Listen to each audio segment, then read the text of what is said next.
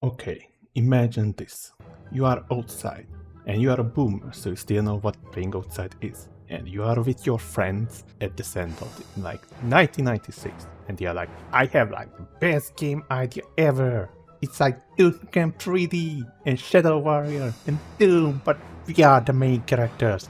I'm like school agent, and you're like a wizard, and we kick ass. And the other kid is like, oh man, can I be a cyber warrior? Hell yeah, dude. And this is like before Fortnite. So this is a really rad idea. And you talk about this through the afternoon, but soon it's time to go home and forget about it all by the next day. So you go on with your life. But then there is that one kid, that weird one with the early onset baldness. And he's like, fuck it, I'll do it myself. and thus born the AMC Squad.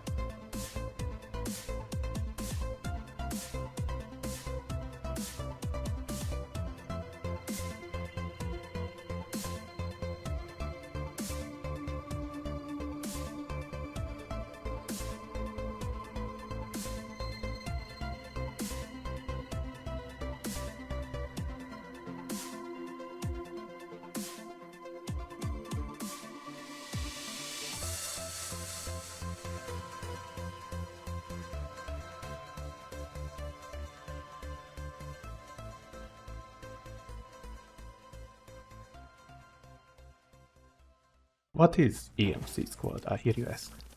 If you take one look at it, you'll be inclined to call it yet another boomer shooter. We sort of got used to seeing these old-looking shooters, aren't we? Appearing in the midst of this renaissance of the FPS genre following the success of games like Doom 2016 and Doom Eternal, and the rise of game developers like New Blood. It does indeed have 2.5D sprite-based graphics, lovingly rendered from 3D models, just like the original Duke 3D. And indeed, it is running on the rightly ancient build engine, the same that runs said Duke 3D, but also the more recent Iron Fury.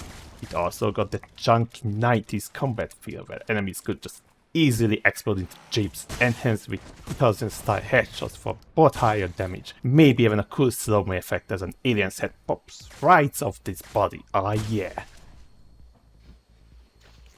However, I feel that calling the game just another boomer shooter would be disrespectful to the depth the game goes to be more than just that, while it undoubtedly communicates in a very retro 90s way.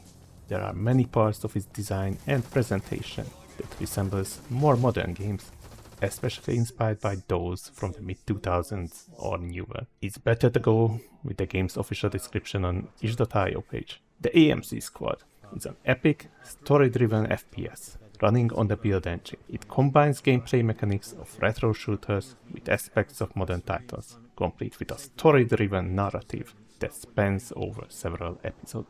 Indeed, it is a shooter that might look like a simple run-and gun action from the outside, but is a lot more.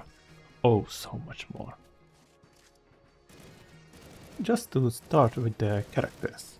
Yes, you heard it right, characters, plural. Usually these sort of games got a single badass, sometimes one-line spotting main character, your Doom guys, your Duke Nukems, your Lo Wangs, your Serious Sams, and Bob's your uncle. Bob is not one of these characters. But AMC got like 15 of them. You heard it right. 15. With more to come in later episodes. To be precise, the game, as of episode 4, currently got 11 main characters and 4 unlockable side characters. each with a complete separate and unique arsenal. Gadgets and tools, different stats and abilities, sometimes very different playstyles, and even small personal quirks, like how one of them refuses to eat Chinese food to restore health. I can relate to that. You can play as badass Agent James Stamfield with mostly tactical weapons if you want a more modern experience, or Highwire, a Russian commander with contemporary weapons if you really like Stalker. Remember kids, vodka gives you superpowers. Or if you want more classic shooter gameplay with no reloading, no asking questions, just kicking ass and taking names, there's Zaxtor, basically 32 Duke with tons of health and weaponry pretty much the same as the real Duke.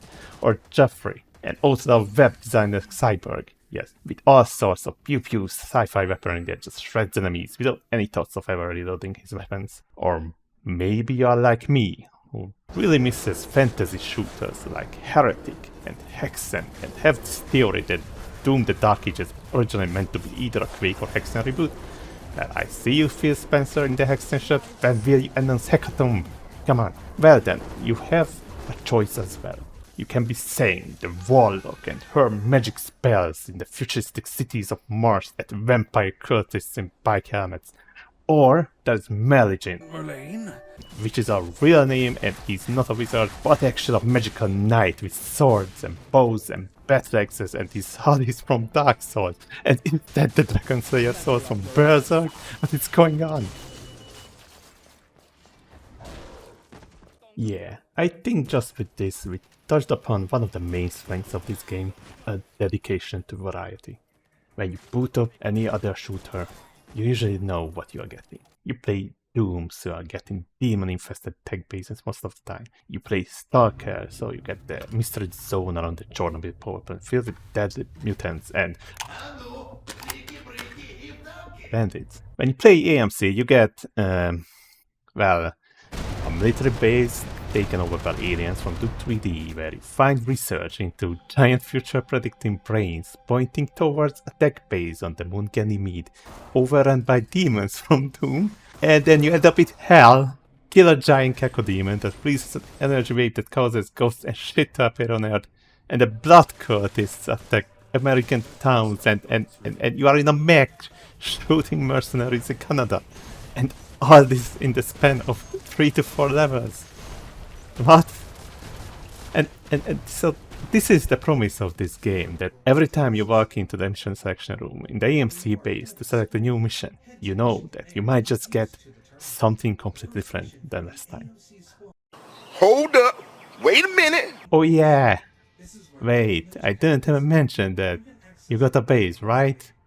Indeed, you got a base that you can upgrade and manage and expand like it's freaking XCOM, and research new tech, new guns, ammo, features, movement abilities. And on the map you can buy factories to generate supplies that then you can use to order airdrops and airstrikes on the missions, but only if you first buy airports around the world.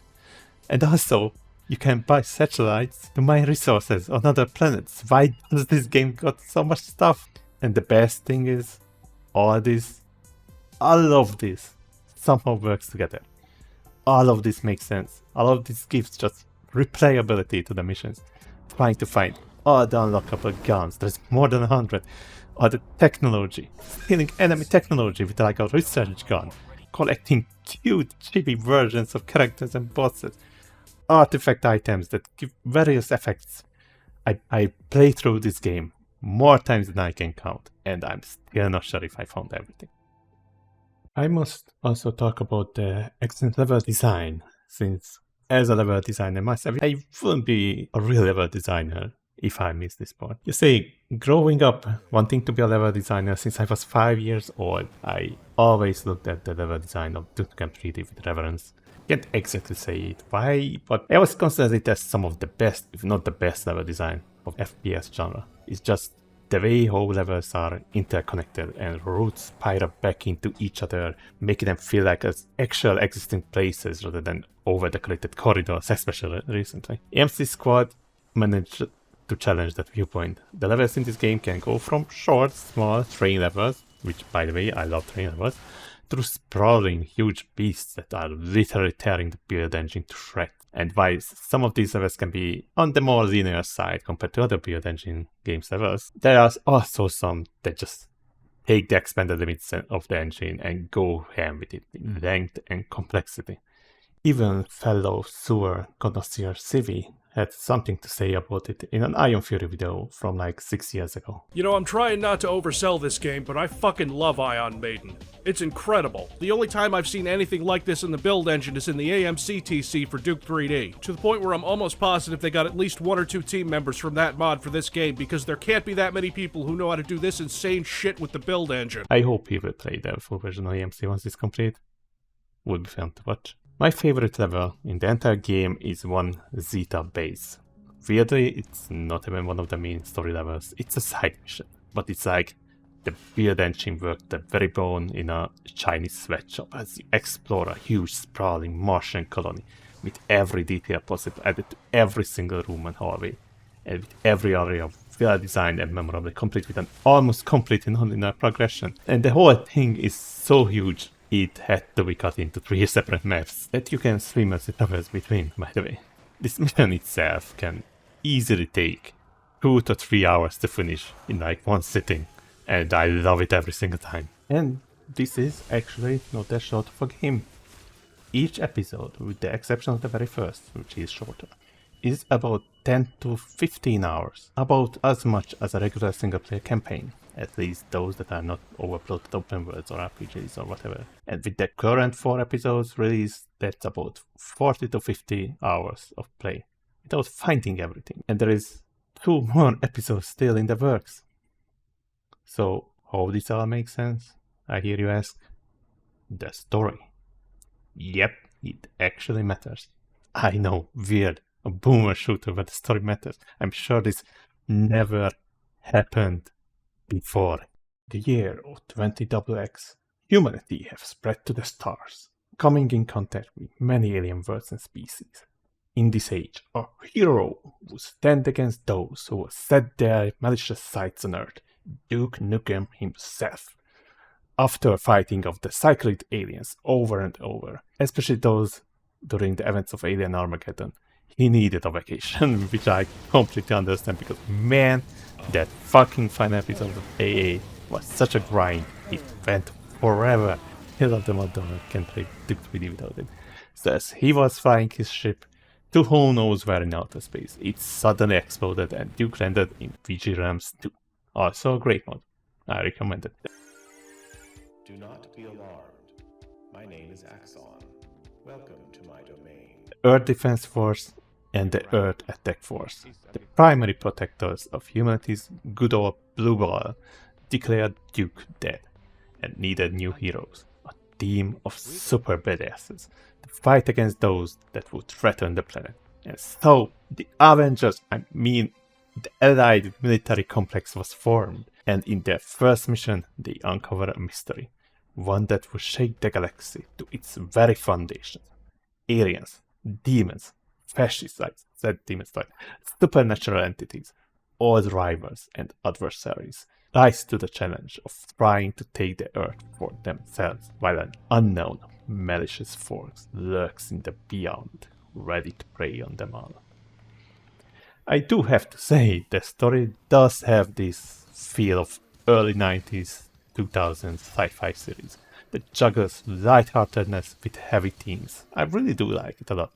Of course, I am a fan of Stargate, Golden Age Star Trek and all that, so it does feel as if the story was made for me from the very start. But as multiple characters, personal stories also intermingle, and a truly cosmic mystery slowly unravels, by episode 4, I would compare the plot something akin to one of those really cosmic scope SCP stories. It's the kind of story that might need some time to really get going, but when it does, it won't let you go. If you are into the kinds of sci-fi themes, that is. And through this story, this hodgepodge game of different teams made by many different people, different skill and style, acquires a solid identity, where all the disparate parts are knitted together like a jigsaw puzzle. The way the game mostly tells its stories are through voice cutscenes, which is somewhat rare for this type of game. Originally, it was the actual developers voicing the characters, which definitely felt amateurish at times, especially at the start. But eventually it grown on me. It had that early 2000 charm. Classified stuff. What are we supposed to do? Close our eyes when we see something weird looking? Basically, I know that's hard because we do work with Sang after all. You do have a bat flying around your head. That thing is moving too close to my head. Of course, with the latest versions, the team got its own voice acting director in Ali, whose expertise and connections to other VAs ensured a much higher quality voices for the entire project. Of course, the style of developers voicing their own characters will remain, after all some of them still do. I'd say fortunately, because by this point I feel it's really just part of the unique charm of this game. What am I looking for exactly? Is there signage I can follow? Help a guy out here. Head south. Nasty hot place. Kill all ugly things, excluding present company. Find key to palace. Key with a K. But it's not just in-game cutscenes, there is also CGI cutscenes with a sort of PS1 style. You can find documents scattered around with bits of lore, you can talk to people, or even ghosts. A bestiary if you want to learn about your enemies, and I'd say most importantly there's the atmosphere.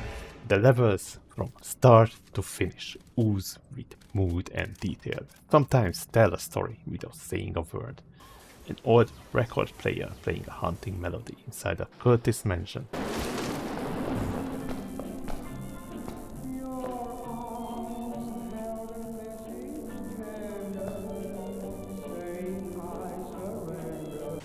An old riverboat stuck in time.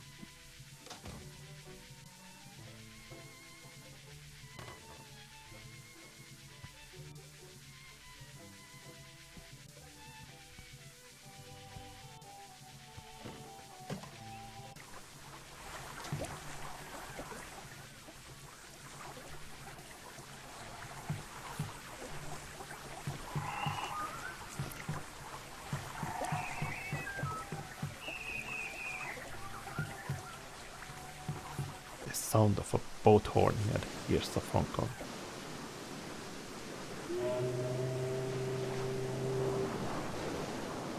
Or just listening to the sound of wind chimes. Just wow. This extends to the more generic sounds as well. The clattering of empty bullet casing as you stop shooting. The fact that your steps make a different sound as you step over broken glass. All enemies have their own unique sounds and noises.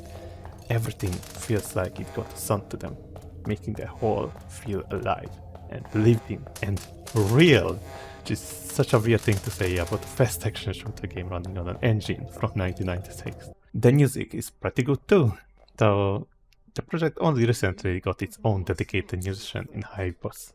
So most of the soundtrack is still free to use copyright-free music from artists like Alexander Zelanov and others.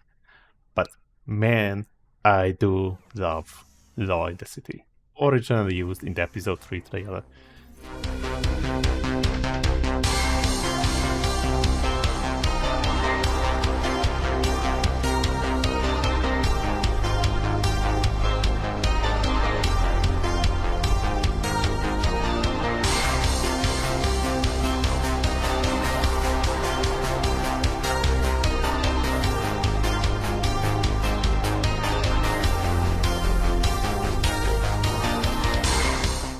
If not for that track, I would have never found this project. Even if not all music is fully unique to the game, they were still meticulously selected to fit each and every level and situation where they play. Like that one track that plays while you are on the private island of the Chinese mafia, reminding you of an 80s kung fu action film.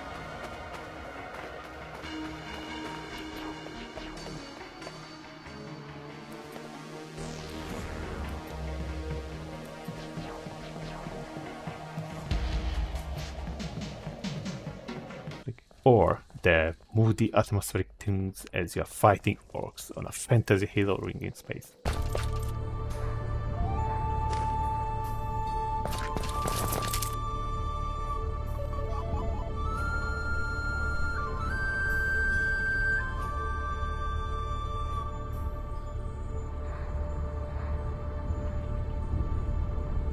and many similar. And the game isn't afraid to sometimes cut the music and let the silence play for those spooky sections.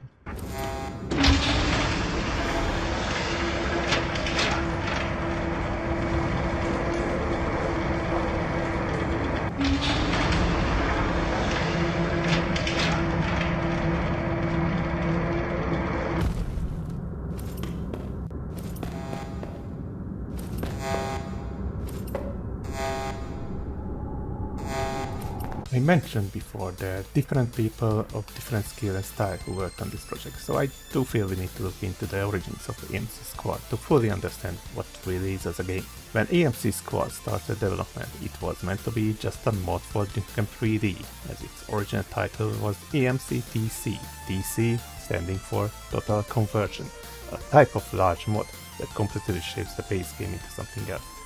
It was the work of several Duke 3D makers from a now defunct old forum, Alejandro's Mapping Center, AMC. This is the proverbial sandlot from the start of this video. It was here where young makers James, Saying Hi via Geoffrey, Miko and others have created their own Duke 3D maps and mods that will serve as AMC Squad's backstory. But wait, aren't those names familiar a bit?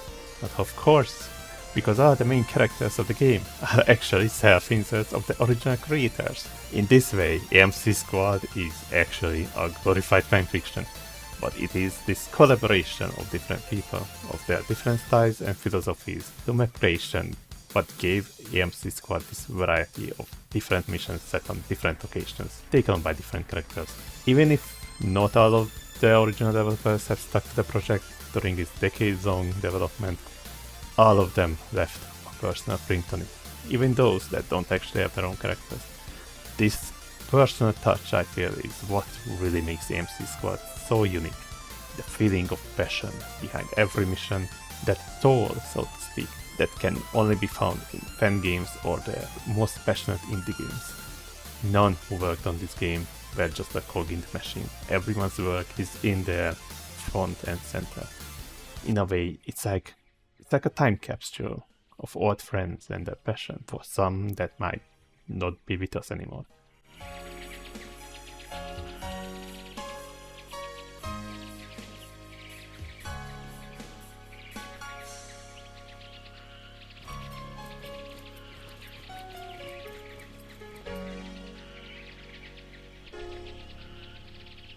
And this continues to this day. The community around the AMC Squad is tiny but passionate.